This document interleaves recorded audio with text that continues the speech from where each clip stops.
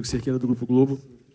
Com essa vitória, o Flamengo reassume a liderança, fica na expectativa pelo jogo do Palmeiras amanhã. E eu queria abordar com você o próximo duelo contra o São Paulo, por ser um jogo tão grande também, só que ele vai ser realizado na Vila Belmiro. Você acha que isso, de certa forma, pode tirar um pouco o São Paulo da zona de conforto para não jogar no Morumbi? E o Flamengo pode ter algum benefício nesse sentido de estar jogando num campo que o São Paulo não joga como mandante, num jogo que o Flamengo precisa muito ganhar para seguir ali na briga pelo título também? Bom, acredito que o São Paulo esteja mais confortável na Vila que nós, né? Eles jogam mais lá do que a gente. Mas acontece, nós muitas vezes também levamos para Brasília alguns jogos, nos sentimos confortáveis em Brasília, por exemplo, porque estamos mais não acostumados, mas já fomos mais vezes. Então, e também porque o maior número de torcedores muitas das vezes são nossos. Então, não sei como é que vai ser a distribuição dos ingressos lá, mas faz muita diferença quem tem a maioria da torcida ou a torcida que canta mais, né? Isso mas claro que não é a mesma coisa para o São Paulo jogar como jogar no Morumbi, com certeza muda, é diferente. E desculpa, e mesma coisa quando a gente não joga no Maracanã também não é a mesma coisa. Boa noite, Felipe. Aqui, Eric Viana, do Mundo Bola Flamengo. Te perguntar sobre as finalizações. O Flamengo chutou 10 vezes de fora da área, uma coisa que a torcida pedia bastante. Você já falou um pouco que isso tem muito a ver com mais os jogadores do que um pedido seu. Queria saber se você tem cobrado mais para essas finalizações de fora da área acontecerem. É a mesma coisa também para as cobranças de falta, que 7 meses depois o Flamengo volta a marcar de falta com o Arrascaeta. Se tem treinado também essas cobranças mais. Obrigado. Bom, sobre o chute de fora da área, eu penso muito, primeiro, como você falou, nas características dos jogadores que estão no campo. Tem uns que são mais chutadores que outros. E principalmente os espaços que o adversário deixa para que você chute. E uma das coisas que o esporte deixa esse espaço na frente da área muitas vezes para que você chute. Foi assim que o Fortaleza fez gol neles, e alguns outros times tiveram possibilidades. O São Paulo fez gols neles também, assim, de fora da área, de rebote. Então, isso acaba acontecendo naturalmente, os jogadores sentem mais confiança para chutar.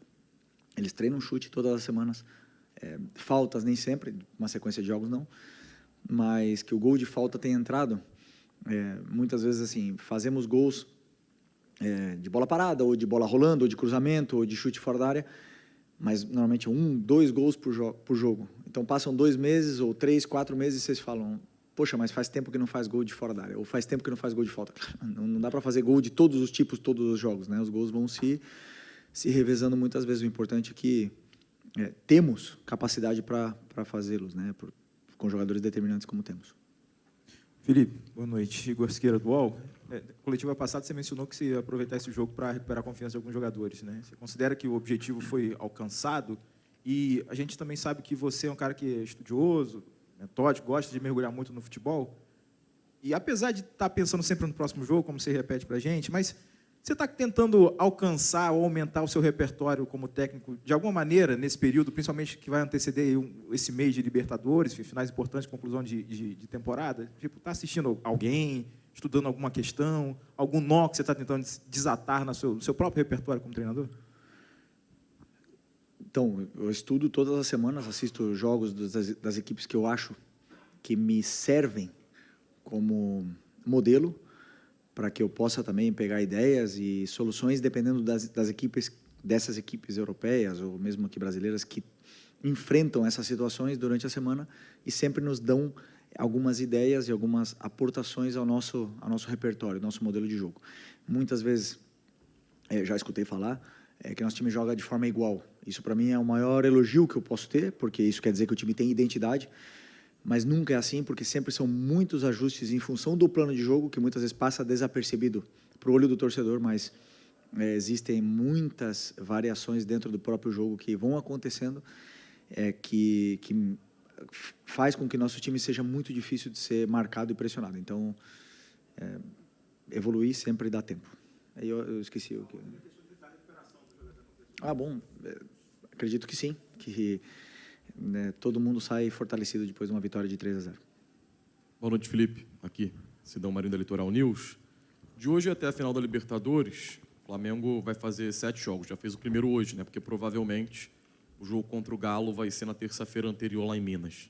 Como você está projetando esse caminho? Queria que você falasse também sobre o adversário que agora está definido, mais um super clássico agora para definir quem vai ser o primeiro tetracampeão da Libertadores. E, em cima disso, nessas rodadas que vêm pela frente, você acredita que é possível o campeão brasileiro ser definido antes da final ou é algo que vai ficar para as 2 rodadas finais do Campeonato Brasileiro?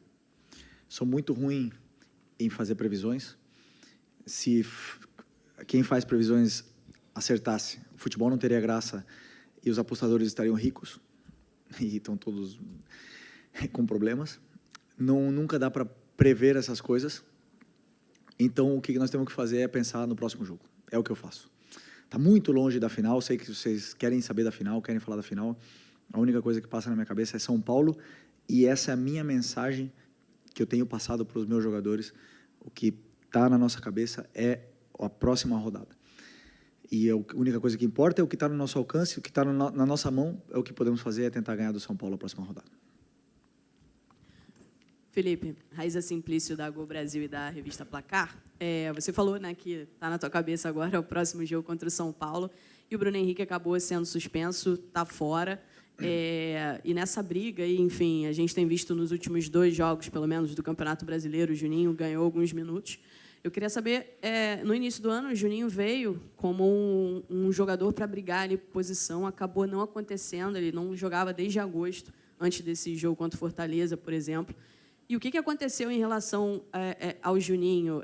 Foi adaptação? Foi algum erro de avaliação? Enfim, por que o Juninho não está tendo mais oportunidades nesse momento também sem o Pedro? Primeiro porque o fator número 1 para o jogador se colocar no campo, porque são eles que se colocam, é a performance individual. Então, nós tivemos aí uma ascensão, uma conquista da titularidade do Pedro nesse caminho todo, onde o Juninho, o Wallace, Bruno, todos eles foram perdendo espaço nesse momento. E com o espaço também a confiança. Então, sempre tento, de uma certa forma, quando eu posso, dar minutos, porque pelo que eu vejo durante a semana também vai me dando muitas informações porque eu posso esperar do jogo. Essas informações eu tenho, vocês não.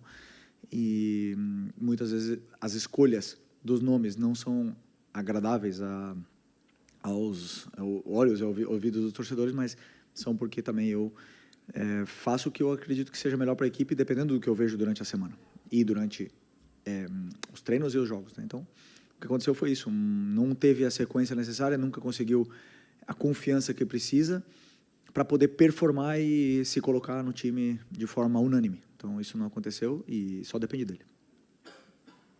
Felipe, aqui. Felipe, na quarta-feira, você deu um recado para a torcida e pediu para que a torcida hoje viesse para o Maracanã e tivesse um comportamento de apoio ao time.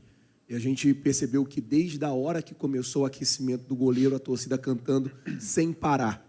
E apesar de alguns erros no primeiro tempo, nenhum jogador foi vaiado, todo mundo foi aplaudido e a torcida cantou os 90 minutos. Você acha que a mudança, até para as coisas que deram certo no segundo tempo, tem muito a ver com esse comportamento da torcida também, que comprou a sua ideia de vir para o Maracanã para poder apoiar, de dar a mão para o time e levar o time para a vitória, que era muito importante para essa fase do Campeonato Brasileiro? Obrigado. Excelente pergunta. Eu não tenho dúvida que a torcida hoje foi um fator determinante nessa vitória. E vou explicar o porquê. Porque quando entra no campo jogadores que não estão no seu melhor momento de forma, como, por exemplo, todo mundo sabe, Lino, Bruno Henrique, que não estão com a confiança elevada, né? O próprio Plata, que vinha de uma expulsão, que vinha que fez para mim um excelente jogo contra o Racing, mas a expulsão afeta a cabeça de um jogador, eles não receberam a cobrança que costumam receber com a torcida do Flamengo. E isso é importante, que a torcida saiba que eles foram determinantes, o torcedor, falo, determinantes, na recuperação desses jogadores no decorrer do jogo. Porque eles vão tocando na bola, o Lino começou errando, a gente já sabia que ia acontecer isso, mas ele foi, conforme foi passando o tempo, ele foi recuperando bolas, foi defendendo, foi se encontrando melhor e foi voltando a ser o Lino. Por que não podemos falar um jogador desse preço, pegar e botar na gaveta, não botar mais esse jogador, porque vai ser vaiado. Então, esse é a capacidade que o torcedor tem em cima dos jogadores. E eles fizeram isso. Então, conforme foram passando os minutos, os jogadores foram melhorando e acabaram fazendo gol. E acabaram fazendo, o Bruno Henrique, no caso, né? Acabou fazendo gol, acabou recuperando toda a confiança, o Lino acabou jogando muito bem e sendo muito importante até o final do jogo. E esse era o meu objetivo. Como eu falei na outra coletiva, não quero nunca ensinar o torcedor a torcer. Cada um faz o que quer, mas gostaria que o torcedor entendesse a potência e a capacidade que tem na hora de mudar a performance de um jogador. Então, eu estou muito feliz, primeiro, também porque lotou 70 mil pessoas no Maracanã. Felipe, boa noite. Emanuele Ribeiro, do GE. Globo. Parabéns pela vitória. Você citou alguns jogadores aí que fizeram uma boa partida. Eu acho que o jogador que, na minha avaliação, foi muito bem hoje foi o De La Cruz, que volta a ser titular, né? Teve a lesão do Jorginho. Eu queria saber de você como que está o De La Cruz fisicamente. A gente sabe que ele teve alguns problemas ao longo da temporada e acabou que o Flamengo também contratou outras opções ali para o setor do meio-campo, aumentando a concorrência no meio ali. E o De La Cruz acabou perdendo um pouco de espaço, mas é um jogador que tem uma qualidade enorme, que hoje fez uma grande partida, aproveitando também como está o Jorginho, se tem algum prazo para o retorno dele. Obrigada. O Nico, como eu falei para vocês nas outras coletivas, na minha visão e pelo meu conhecimento, o Nico é um jogador que, com sequência de treinamentos, ele performa do nível de clube grande europeu. É um jogador muito diferente. Mas várias coisas foram acontecendo antes do Mundial, com a lesão dele do joelho, num sacrifício que ele estava fazendo, e depois ele perdeu essa capacidade de somar treinos. Depois ele teve uma sequência de jogos onde forçou ainda mais, depois entrou processo gripal no meio.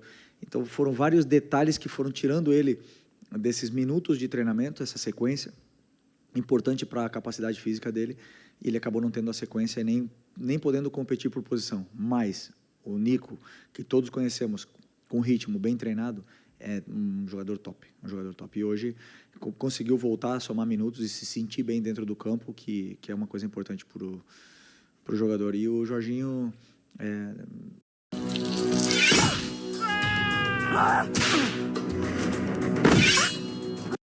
Nada muito grave, mas temos que ir com cautela. Felipe, tudo bem? Boa noite. Gabriel Orfão, canal Paparazzo Rubro Negro e Revista Placar. Felipe, entre as suas mudanças hoje, você colocou o João Vitor no fim do jogo, acabou entrando na vaga do Léo Pereira, e eu queria saber de você como é que você está enxergando essa questão do zagueiro reserva, né? Porque na maioria dos jogos do ano você tinha o Cleiton como opção, junto do Danilo, do Léo Pereira e do Léo Ortiz. O Cleiton até entrou contra o Bahia. Hoje você coloca o João Vitor para jogar e recentemente você botou até o Iago na lista de relacionados. Como é que você está enxergando essa situação dos zagueiros da base, os zagueiros mais jovens, podendo ajudar mais aí na sua equipe? E como é que você avalia o jogo do João Vitor hoje? Teve até um lance que você aplaudiu ele quando ele acelerou um pouco o jogo. Obrigado. O João, todo mundo sabe que a qualidade e do carinho que eu tenho pelo futebol dele. Ele estava no Mundial Sub-20, por isso não estava presente no jogo contra o Bahia. E eu repito a mesma coisa que eu falei do Juninho. Para mim é performance, e do que eu vejo durante a semana. E o João não baixa um segundo. Então, optei por dar minutos para ele nesse jogo de hoje, porque estamos com o Léo Ortiz com problemas no tornozelo. Fez também um sacrifício muito grande.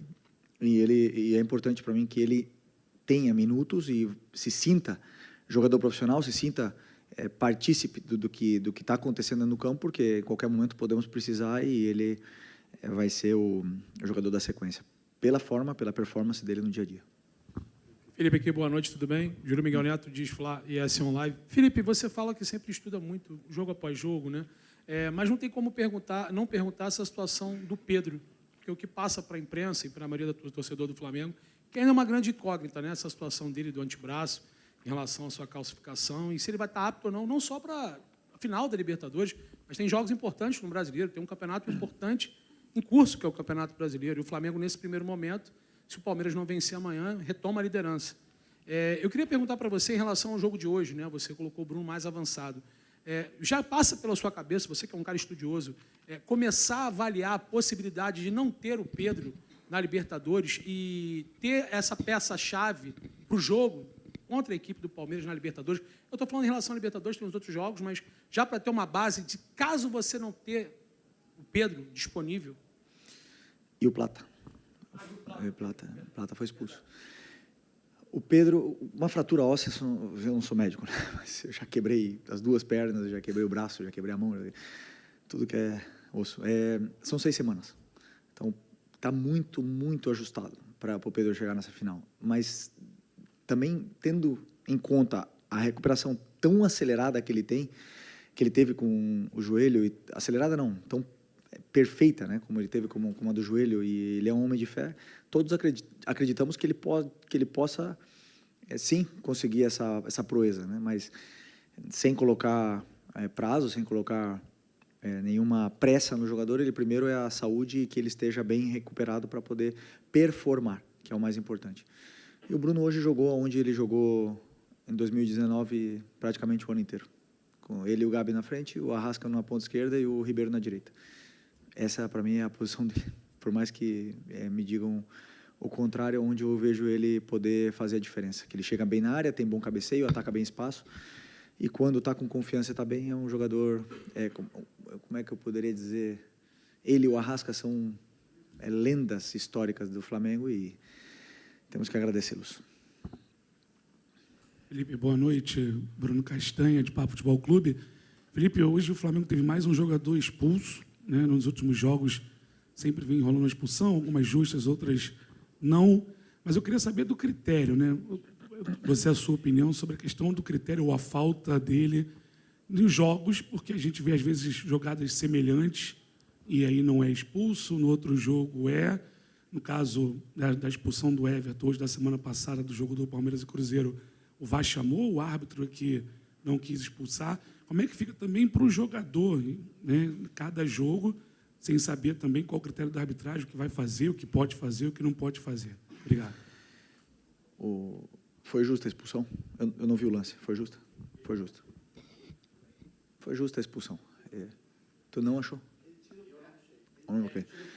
Bom, o que eu escutei foi que reconheceram um erro no jogo do Palmeiras e se corrige. Nenhuma jogada é igual, mas começaram a aplicar e dali para frente. Então, entra nessa correção e o que eu tenho que fazer é tentar que meus jogadores também não sejam expulsos, né? No caso, o Everton foi sem nenhuma intenção de ser expulso. É um jogador que não é nada violento e uma pena que vamos perdê-lo para o próximo jogo também. Ok, Felipe, boa noite. Marcos Martins, aqui embaixo. Marcos Martins, do Canadá QCRN. Parabéns pela vitória. Você falou que, muitas das vezes, a escalação pode não agradar o torcedor, né? Eu queria te perguntar especificamente sobre o Matias Vinha. Você falou sobre performance individual, mas você também fala muito sobre a questão de adaptação ao sistema de jogo também, para cada jogo. Tem a questão física também de um jogador como o Vinha, que ficou muito tempo afastado dos gramados por uma lesão gravíssima. Como é que está a tua análise em cima do Vinha? Ele não vem recebendo tanta oportunidade, tanta minutagem. Como é que está a análise em cima dele? Está competindo por posição com o Ayrton. E, nesse momento, para mim, tanto o Alex, que agora está jogando, o Alex, temos um cuidado muito especial com ele, está jogando de uma forma incrível. O Ayrton, sempre que joga, tem jogado muito bem, segundo aos meus olhos, né? Eu sei que parece que o Ayrton nunca joga bem, nunca para o torcedor, mas para mim, sim, faz tudo exatamente o que eu peço para ele fazer e cumpre toda a função que eu peço para ele desempenhar dentro do campo. E o Vinha está brigando pelo espaço dele, como você bem falou, vem de uma lesão muito séria, se esforçou muito para estar nesse momento, eu sei disso, e hoje eu tinha pensamento em dar minutos para ele também, mas a saída do Carrascal no começo do jogo e as circunstâncias que foram acontecendo no jogo, acabou que optei por continuar com ele até o final. Mas é um jogador que eu tenho em conta e que sempre é importante para a gente e que, assim que precisar, eu sei que ele vai estar pronto. Felipe, aqui, Natália. Natália Brasil, da Rádio Roquete. Eu sei que a gente está falando do brasileiro, você já falou que falta muito até o jogo da final, mas eu queria te fazer uma pergunta. Se você assistiu o jogo do rival e se fazia diferença para você ser um ou outro do que foi... o Palmeiras tinha um placar muito grande para fazer, havia possibilidade da LDU ser a finalista. Então, eu queria saber esse aspecto pessoal seu, se fazia diferença quem está lá do outro lado. Assisti. Como eu falei para vocês, sem âmbito tático, só seguindo a bola, para descansar bem a cabeça. E o Palmeiras passou de forma merecida. Estão os 2 melhores da América do Sul, fazendo talvez a maior final da história da Libertadores. E é isso. É maravilhoso que podemos ter essa oportunidade de estar vivendo esse momento. É um privilégio muito grande estar vivendo esse momento. Então, vamos desfrutar. Nós, Flamengo e Palmeiras, com certeza, vamos desfrutar desse momento único que é jogar uma final de Libertadores nesse nível. Bebi. Boa noite, Felipe. Léo José do Coluna do Fla. Na rodada passada e nessa rodada, o Flamengo jogou antes do Palmeiras. E nas próximas 3 rodadas, o Flamengo também vai jogar antes do Palmeiras no Campeonato Brasileiro. Alguns técnicos já disseram publicamente que preferem jogar depois, porque já sabem mais ou menos do resultado do adversário, e outros também já disseram que preferem jogar antes porque entram sem pressão do jogo. Como que é o pensamento do Felipe Luiz com o Flamengo jogando antes do maior concorrente pelo título do Campeonato Brasileiro, pelo menos nessas 5 rodadas aí, as 2 uma passada, essa e as próximas 3? Não tinha pensado nisso, mas o que eu me preocupo muito é pelo tempo de recuperação entre jogo e jogo. Por exemplo, como eu falei para vocês, nós tivemos 3 dias para preparar o jogo do Botafogo até o Racing em casa. E isso para mim foi muito ruim, mesmo sendo antes do Palmeiras, porque para mim o jogo do Botafogo tinha que ter sido no sábado, para eu ter 4 dias para preparar o jogo do Racing. E aí o Palmeiras também teria jogado no sábado, né? Mas não aconteceu dessa forma. E isso é a única coisa que me preocupa, que agora, por exemplo, nós vamos ter 4 dias para preparar o jogo do São Paulo, e isso já é um tempo razoável de preparação.